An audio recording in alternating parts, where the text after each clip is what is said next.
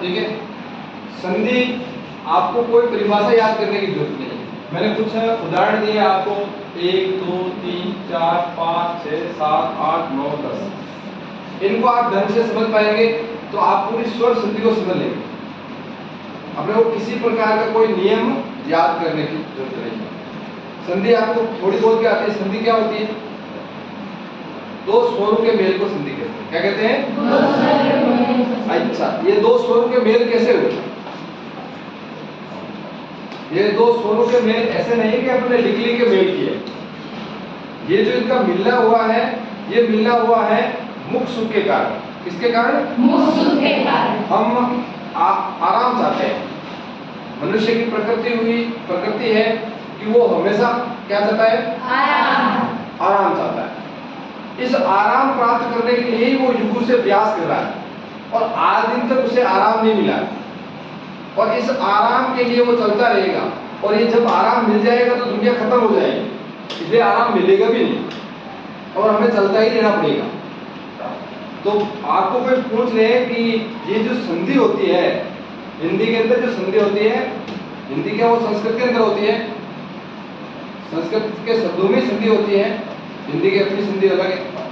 लेकिन वो जो संधि होती है उसका कारण क्या है? एक ही कारण है और वो क्या है? मुख सुख। क्या कारण है? मुख सुख। हमारा मुख इस प्रकार का है कि यह चाहता है कि जब मैं बोलूं तो मुझे सुख मिले। क्या मिले? सुख मिले। मुझे किसी प्रकार की कोई कठिनाई नहीं आए। मैं दो शब्दों को बोलूं, दोनों को मैं यदि पास लाऊं तो वो अपने आप में कोई नया शब्द बन जाए और मुझे प्रॉब्लम नहीं आए। ये होता है। जैसे अपना एक संधि है दीर्घ संधि। दीर्घ संधि क्या है इसे हमें समझने की जरूरत ही नहीं। इससे पहले अपन क्या समझ सकते हैं? मैं एक ये शब्द है धर्म और एक है अर्थ। धर्म धर्म अर्थ, दो शब्द है। धर्म प्लस यानी धन, धर्म धन अर्थ। अपन दोनों को अलग अलग बोलेंगे, मेरे साथ बोलते रहना। धर्म अर्थ, धर्म अर्थ, धर्म अर्थ। इसको थोड़ा पास लाओ। धर्मार्थ, धर्मार्थ, धर्मार्थ, धर्मार्थ, धर्मार्थ, धर्मार्थ बन गया। क्या बन गया? अब ये मुख ने क्या किया? धर्म और अर्थ को बोलने के लिए धर्म और अर्थ को बोल रहे थे, इससे थोड़ी समस्या आ रही थी।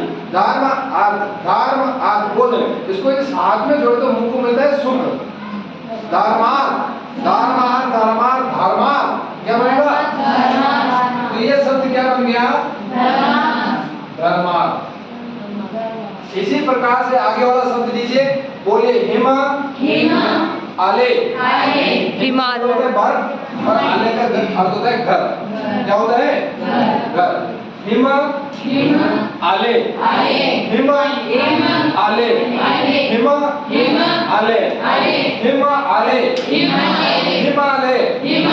हिमालय। अब हिमालय जब बोले ना तो हिम आले बोलने से ज्यादा थोड़ा आराम रहा है।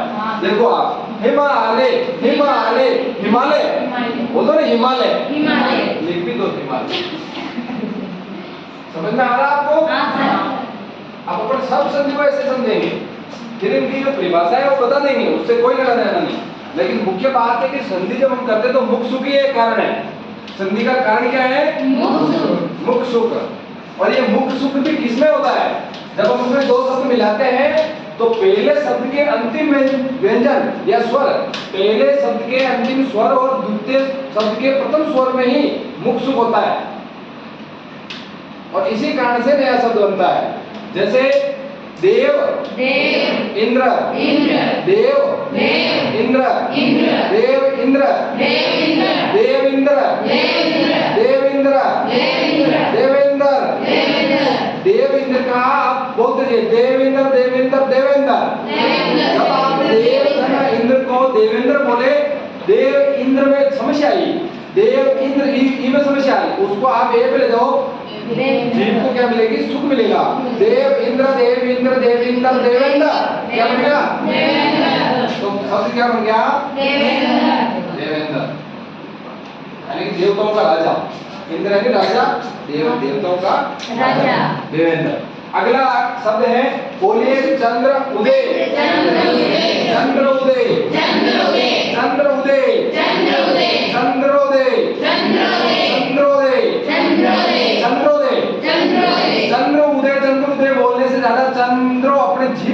जाती है, यदि हम लोग उसको ज्यादा शामिल, अपन क्या कर रहे हैं, उसको शामिल नहीं कर पा रहे हैं। समस्या ये हो रही है, इसको पाप देना मुश्किल वाला था, लेकिन जीत तो ले जाएगी। चंद्रोदय चंद्रोदय चंद्रोदय चंद्रोदय, क्या हो गया, तो ये गुण संधि हो गई चंद्रोदय। अब अगली संधि है यण संधि। अति धन अंत, अति धन अंत, अति अंत, अत्यंत, अत्यंत, जीव को सुख हो रहा है, ये अपने आप में आ रहा है। अत्यंत अत्यंत अत्यंत अत्यंत, क्या है, अत्यंत अत्यंत, क्या आ जाएगा, अत्यंत। अगला शब्द वैसे है, बोलो, प्रति एक, प्रति एक, प्रति एक, प्रति एक, प्रति एक, प्रति एक, प्रति एक, क्या बनेगा शब्द, हाँ क्या बन गया, हाँ लक्ष्मी बिलारी, प्रत्येक, क्या बनेगा, प्रत्येक, अपने आप बन रहा, देखो, प्रत्येक प्रत्येक। अब अपने को कभी ये दो शब्द लग रहा है, ये इसकी संधि कभी हो ना, समस्या नहीं आएगी, आप बोल के देखना, अपने आप आ जाएगा। अगली संधि वृद्धि संधि, बोलो, एक, एक, एक, एक, एक, एक, एक,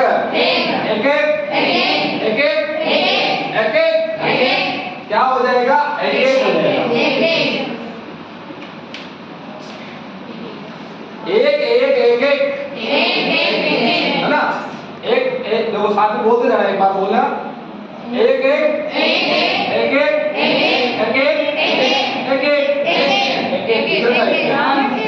अगला देखना, परम ऐश्वर्य, परम ऐश्वर्य, परम ऐश्वर्य, परमेश्वर्य, परमेश्वर्य, क्या बनेगा गायत्री, परमेश्वर्य, क्या बनेगा, परमेश्वर्य, परमेश्वर्य, कैसे लिखेंगे,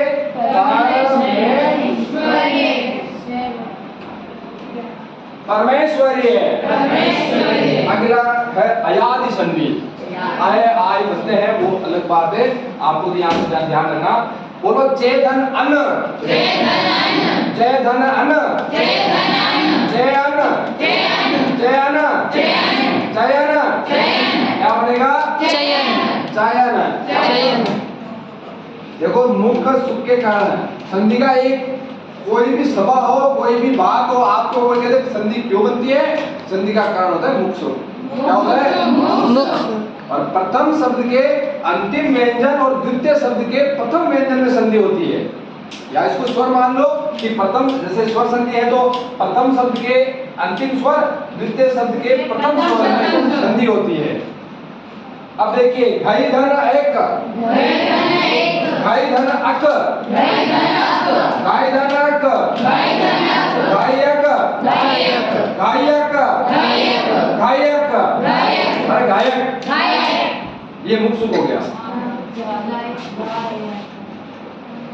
क्या बन गया, गायक। आप इस मामले में ये समझे हो कि जो संधि होती है वो दो शब्दों में होती है, और उस दो शब्दों में, अच्छा ये संधि किसने की, क्या ये व्याकरण के शास्त्रियों ने की है कि लोगों ने की है, किसने की है, मुझे ये बताओ, अपने आइडिया से बताइए आप। ये जो संधि हुई है, ये पूरी संधियां चल रही है, संस्कृत में संधियां चल रही है, और ये बड़े दसम शब्दों में हिंदी में संधियां चल रही है, तो मुझे इसका बताइए कि ये संधि क्या व्याकरण की किताब लिखी उन्होंने की है, या फिर बोलने वाली पब्लिक ने कर दी, बोलो मिश्रा, क्या बोला, सही बोला था, बोलो, जो जनता है जैसा बोलती है वैसा व्याकरण शास्त्र की रचयिता रचा जाता है, नहीं कि कोई बैठ के इसकी व्याकरण बना रहा है और बाद में वो आपको सिखा रहा है। आपको सिखाने से काम नहीं चलता, आप जैसा उच्चारण करने लग जाते हैं उसी को वैसा मान लिया जाता है। समझ में आ गई? पहले मृग एक शब्द था, मृगा, क्या शब्द था, मृगा। संस्कृत के अंदर मृग का अर्थ होता है, मृगे का अर्थ होता है केवल पशु, और आजकल इस मृग का अर्थ होता है केवल हिरण। क्या होता है, हिरण। हम मानते हैं मतलब मृग मतलब हिरण, लेकिन संस्कृत का जो मृगा शब्द है उसका सारे पशु आ जाते हैं उसमें। मृगे का मतलब सहायक। तो आजकल हम जिसको मृग का मतलब हिरण मान रहे हैं तो वही मानेंगे। संस्कृत के अंदर तेल का अर्थ होता है, तेल होता है तेल, उस तेल का अर्थ होता है मात्र तिल का तेल। क्या होता है? जो आपका तिल का तेल होता है उसी के लिए तेल शब्द है। और हमारे यहाँ अब क्या होता है? तेल, चाहे सरसों का तेल हो, चाहे मूंगफली का तेल हो, यहाँ तक कि तो आप तो पेट्रोल डलाते हो तो उसको बोलते हो तेल डलवा दिया। क्या डलवा दिया? तेल डलवा दिया। तो ये शब्द बदलते रहते हैं। आज तेल का अर्थ अपन सब तेल से लेंगे। तो मेरा आपको बताने का एक ही था जो अपनी भी परिभाषा याद कर सकते हैं परिभाषा, लेकिन मुख्य बात क्या है कि इनकी जो संधि होती है वो मुख्य सुख के कारण आप इसके अन्य शब्द विकल्प बना के लाना। और मुझे पांचों संधियों के बारे में दीर्घ संधि, गुण संधि, यण संधि और यण में यहाँ हल लगता है। और संधि में देखो आप चाहे तो नए लगा सकते हो, चाहे ऊपर बिंदी भी लगा सकते हो। आजकल ये लगाया उच्चारण केवल वही होगा। ठीक है, तो दीर्घ संधि, गुण संधि, यण संधि, वृद्धि संधि और अयाति संधि के कुछ 5 उदाहरण आप लिख के लाना। कैसा लगा आपको? अच्छा लगा।